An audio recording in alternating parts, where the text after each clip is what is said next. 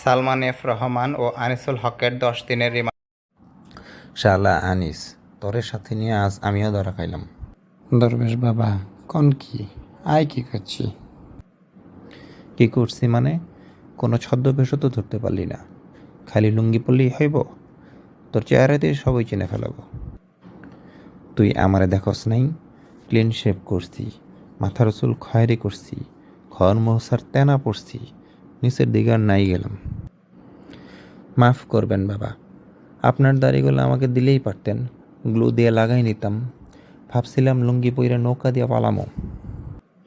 আর বলিস না, সারা জীবন নৌকাই ভরসা করলাম, আজকে এই নৌকাই আমগর লগে বেইমানি করলো।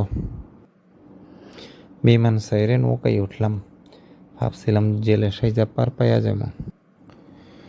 হায় আল্লাহ, সারা জীবন প্রাইভেট প্লেনে উঠাইলা, আজকে আপারে ভালোবাসা নৌকাই উঠলাম, তাও শেষ রক্ষাটা হইল না।